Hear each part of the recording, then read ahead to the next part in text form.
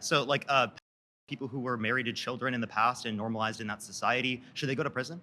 Should pedophiles Like, go if to you could go prison? back in time, would you put those pedophiles in prison that married those children because it was normalized? They were deceived into thinking it's okay. Would you put them in prison? You got to slow down. Get the death penalty. No. So you'd go back in the past, you give them the death penalty, even though they were deceived into thinking it was okay. But you said people who get abortions who are women shouldn't go to prison. But it's not currently illegal. Okay, regardless. Pedophilia At that time, it wasn't. No, I would not go back and retroactively enforce laws where things were currently not illegal. You wouldn't put in prison in the past. Hold on a second. When was it illegal? When was it legal in America?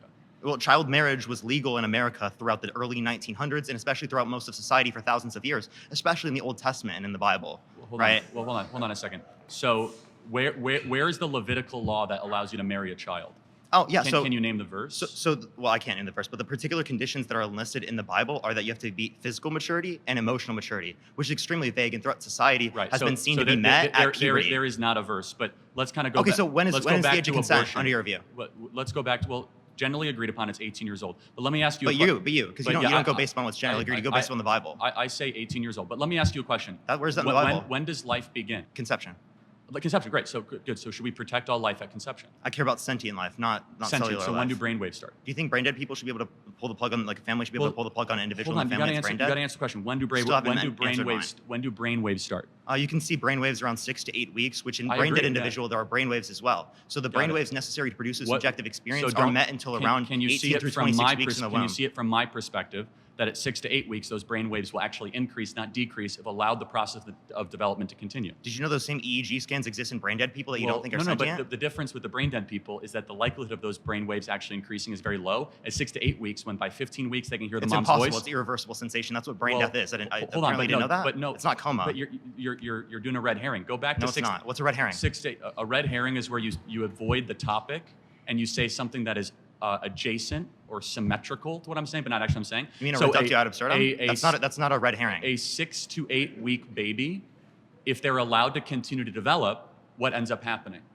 At a certain point, it will become a sentient being in the future. The same way that if I keep engaging in sex with my girlfriend, there'll be a baby in the future. Yet I don't care about the sperm. Unless you're infertile, which we don't know. But let's see the process of development, right? Why do you want to answer my question yet? Why do you have the ability or the right? Should those child P3Os go to prison? The process of should the go to prison from 1904? How many people alive from 1904? They're not alive, right? I meant like if you can go back in the past, hypothetically speaking, and you could put them in prison. Would you put them in prison? I would have killed them myself if I was alive. So if you had a daughter and she was 10 and she got raped, and she was going to give birth, and she would and she was going to give birth and she was going to live.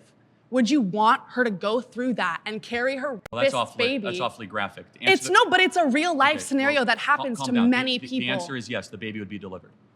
Oh, okay, great. So that's insane. But let me tell you why. No, hold on. Let me ask you a question. There's 2 ultrasounds I have. One is a baby conceived in rape. One is a baby conceived by a loving couple. Which one is which? Your daughter was probably hopefully conceived by a somewhat loving couple. Which person here was conceived by rape? Tell me which one was conceived by rape. You don't know. Exactly, because it's all human rights and it's all human beings. But that doesn't matter. It's about your daughter who has to give birth to it and is going to be tortured by that for the rest of her life. That's going to take away every freedom she's ever going to have. That's going to ruin her life. She's going to grow up and she's going to be attached to another thing. The point is how you were conceived is irrelevant to what human rights you get. Hold on 1 second. If a person conceived in rape walks on the side of the street, it's not like they don't get First Amendment rights or Second Amendment rights. It's not about that person. The worst thing to do to the daughter is to then say, hey, we're going to go murder the being inside of you. They wouldn't even know. Like, listen. They wouldn't know? Listen. But wouldn't it be a better story to say something evil happened and we do something good in the face of evil, instead of saying we're going to do evil and then murder the being because we're going to pander to the evil? No. What makes the West great is that we do good after evil, not evil after evil. It's not about the being in the cells. No, it's not about.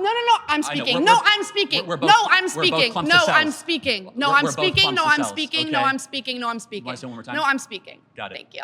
So it's not. I'm not talking about that. I'm talking about the person. I'm talking about the person who is dealing with the pregnancy. I am not talking about the cells. I don't care. No, listen. The fetus, the whatever. I don't care about that right now until it is formed. If there is a 5-year-old child who is pregnant and the baby is 2 weeks in utero, can't get pregnant. Actually, they have, and they have given birth. There is, have given pregnant. There is one recorded case of a 5-year-old girl who gave birth. Is that common? Yes, it's common. 5-year-olds get sometimes, and if they get pregnant, I think they should be able to have medical access to something that could save not only just their life, but like their livelihood. How many, I'm curious. I hope your daughter lives a very happy life and gets away from you. Trump was a great president. Hello. What defines a good president for you? No new wars. So the most peaceful time we've had in modern American history, almost the best economy we've had in modern American history. Wages going up for blue-collar workers in particular. Okay, no, I'm going to stop you there. Okay. So starting on point 2. Well, point 1, what do you think about point 1? World peace. I don't want to talk about point 1. Oh, you don't want to talk about no world peace? To say that he's responsible for the peace that we endured during that term, is essentially insinuating that the president of the United States has a big red button that says war on it, and whenever he presses it, war just breaks out. Well, it's an interesting point. Let's think about what he did. He authored the Abraham Accords, which brought peace in Israel and the Middle East. Mm-hmm. He prevented. Did it? Oh, did it? Well, for his 4 years, yes. Oh, Do you know that Israel and Gaza were not at war in the times of 2017 to 2020? If you Israel guys and- want, you guys can come up when we're talking.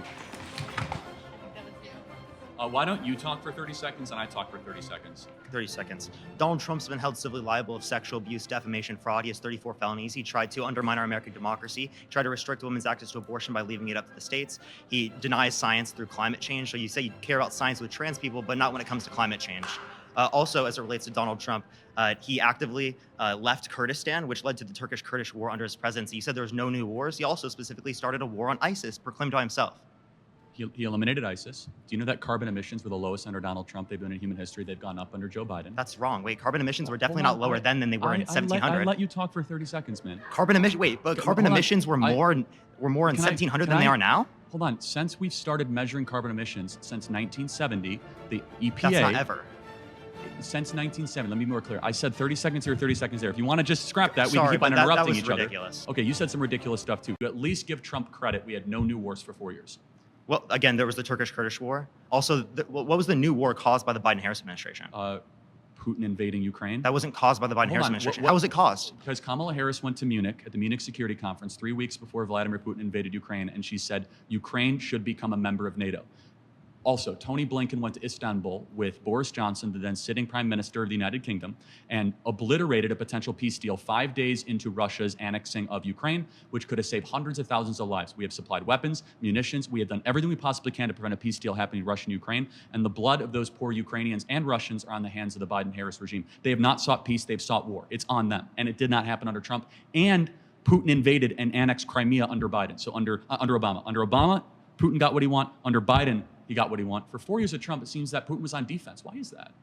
So I don't necessarily say I would say Putin was on defense. What I would say as it relates to this is clearly that Donald Trump and Putin having a relationship and not leading to wars wouldn't indicate that somehow Democrats are worse for war. You're just doing a correlation causation fallacy. Just because two things are associated doesn't mean one cause the other. Why hasn't Biden sought peace? Wait, let me please finish. Again, as it relates to that, they think that they're going to reload and then reinvade, as they have with Georgia, as they have with Crimea, as they had with multiple other scenarios. So I can point to multiple scenarios where Russia continues to want to invade, and that's why they're specifically not accepting a peace agreement, because they're not going to stop. Okay, you sit there and you believe that they're going to stop, just how Donald Trump believed, right, Putin over U.S. intelligence.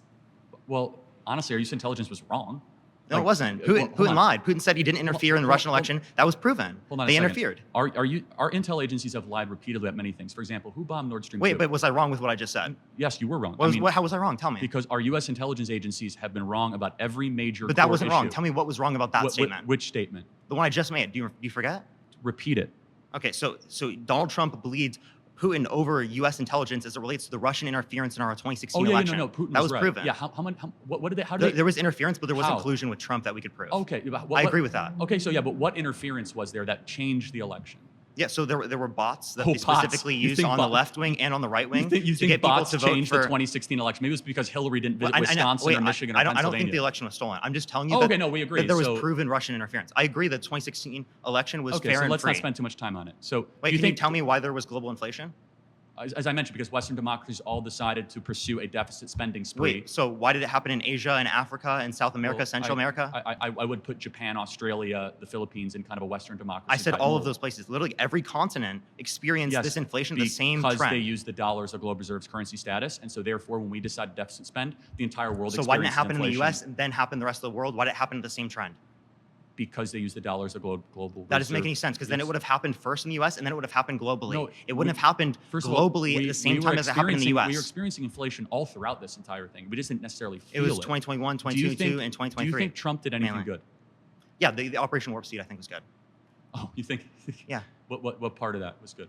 Yeah, so I think it was good to expedite funding specifically to develop vaccines in the United States. I think that was a good thing. I will give him certain things as it relates to what I think he did was good. I'm not going to say every single thing he did was bad, but predominantly speaking, I think it's way more bad than what we see with the Biden-Harris administration. Do you think the economy was better under Trump or under Biden?